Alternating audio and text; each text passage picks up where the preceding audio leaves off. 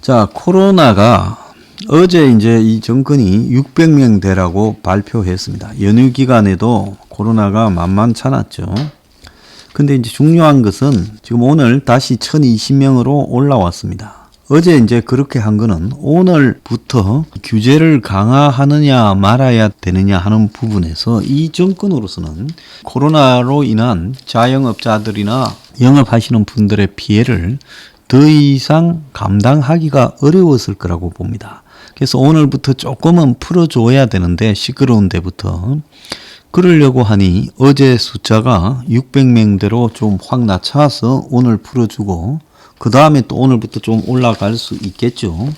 3단계로 가는 게 아니라 오히려 이제 조금 이상한 형태, 한쪽은 푸는 척 하면서 한쪽은 강화하는 5인 이상 모임 금지를 전국 확대하고, 이 5인 이상 모임 금지는 뭐 영업하고는 관계없는 부분이죠. 학원이나 스키장은 일부 허용을 했다는 겁니다. 그래서 스키장, 눈썰매장, 빙상장을 오후 9시까지 운영을 하고 수용 인원의 3분의 1로 한다. 그리고 호텔, 리조트, 게스트하우스는 객실 3분의 2로 운영 제한한다. 수도권 학원 교습소는 동시간대 9명까지 대면 수업이 가능하다. 기숙학원은 금지한다. 야외 스크린 골프장은 운영 중단한다. 이런 식으로 지금 방향을 정했습니다. 자, 그런데 지금 두 가지의 큰 파고를 이 정권이 지금 당하고 있습니다. 뭐냐? 동부구치소에서 확진자가 5차 전수조사에서 더 나와가지고 총 어제까지 1084명으로 집계가 됐습니다. 5차 전수조사에서 121명이 더 확진됐어요. 어제 3일 한 데서요. 전수조사를 최근에 3일, 5일 간격으로 할 때마다 계속 120명에서 300명씩 나오고 있다는 겁니다. 자, 이 부분에서 굉장히 의문이 있는 부분은 음성이다가 양성으로 되는 확진자가 지금 동부구치소에서 늘어나고 있다는 거고, 심지어 동부구치소에서 동부구치소를 좀 산게 사람을 좀 흩뜨려 놓기 위해 다른 구치소로 전소를 보낸 그런 사람들 중에서 지금 2명이나 딴 구치소에서 동부구치소에서는 음성이었는데 양성이 나왔다는 겁니다.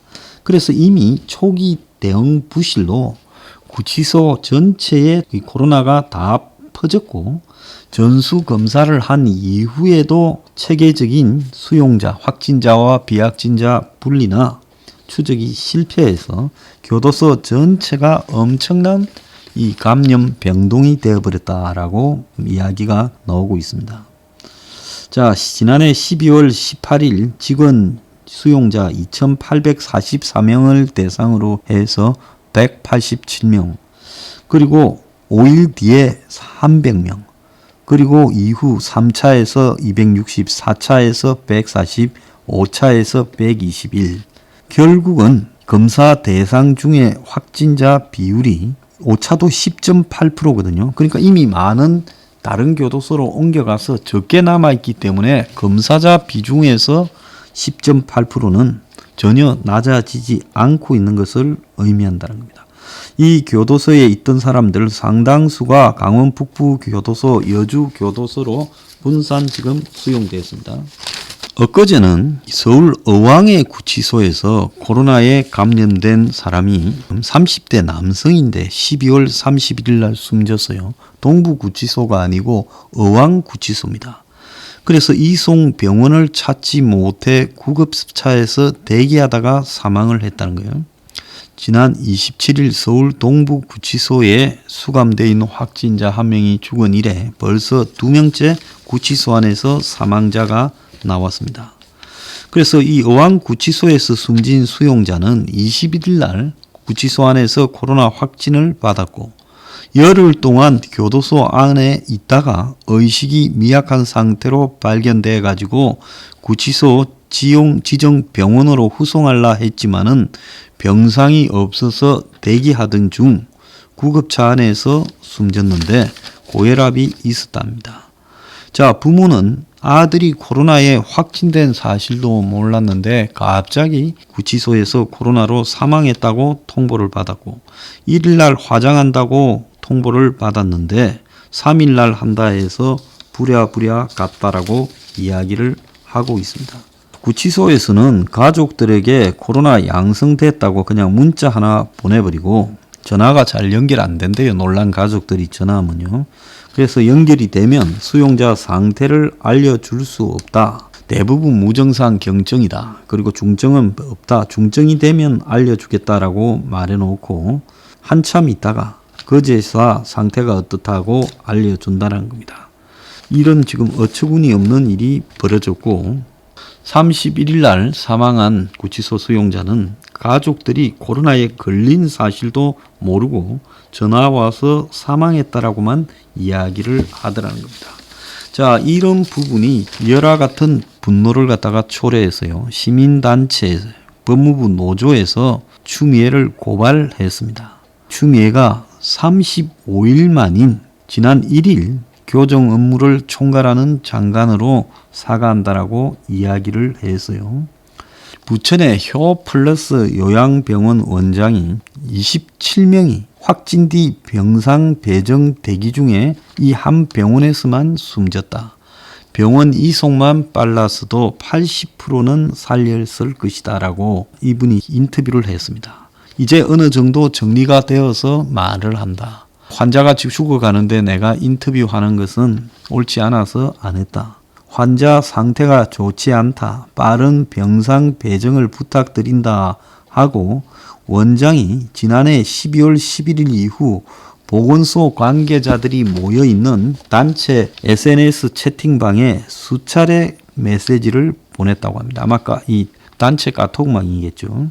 그런데 이 병원에서 이전이 쉽지 않았다는 겁니다. 6명이 최초 확진 판정을 받고 코호트 격리된 12월 3일 기준 누적 사망자가 27명, 확진자가 160명이 이 병원에서 나왔습니다.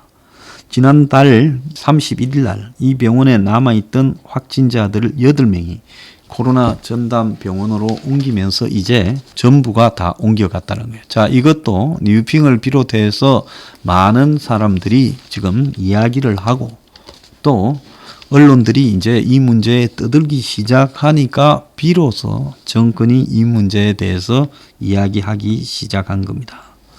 자, 이 병원의 원장께서는 코호트 격리의 역효과에 대해서 조목조목 지적을 했어요.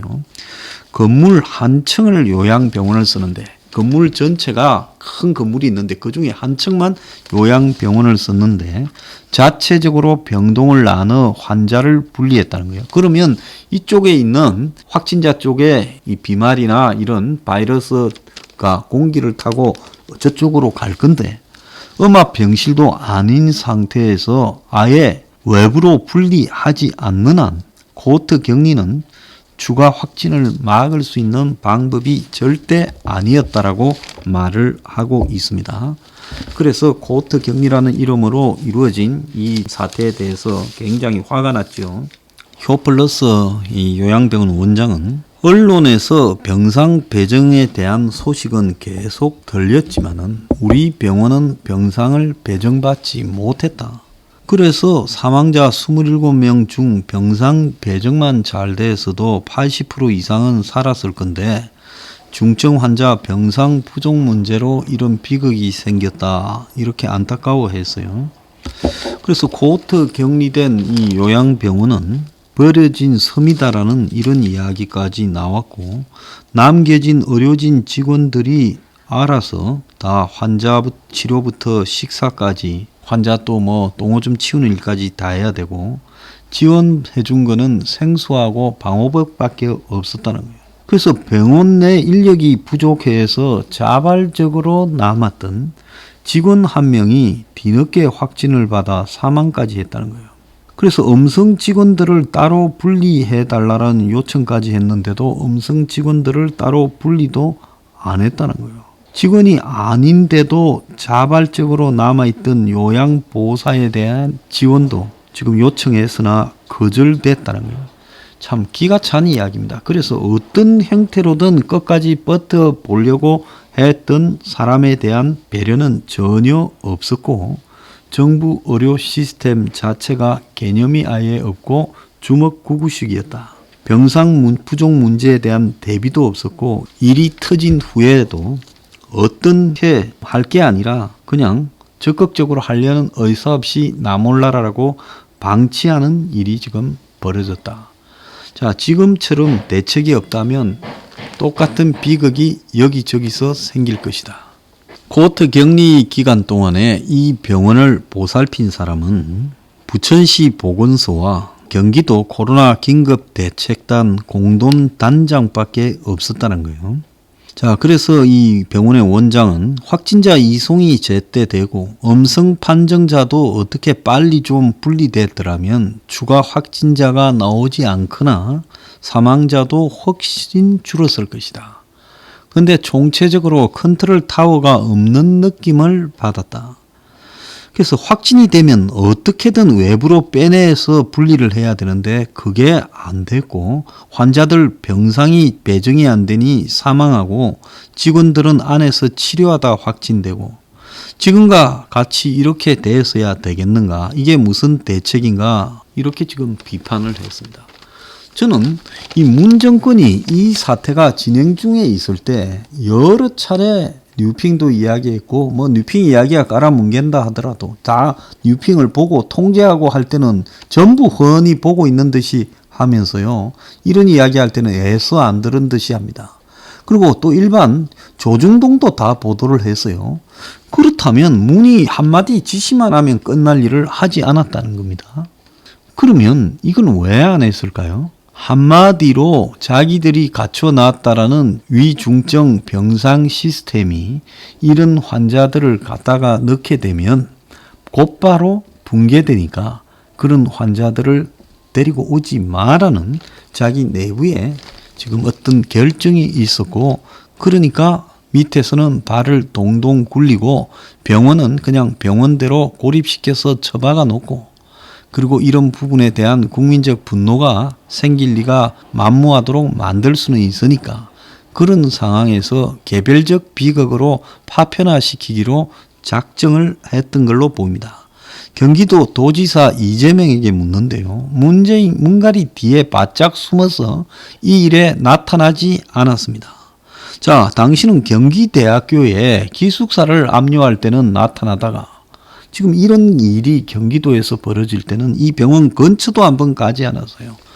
자, 문가리는 동부구치소 사건과 요양병원 비극에 대해서 국민 앞에 책임지고 사과해야 된다.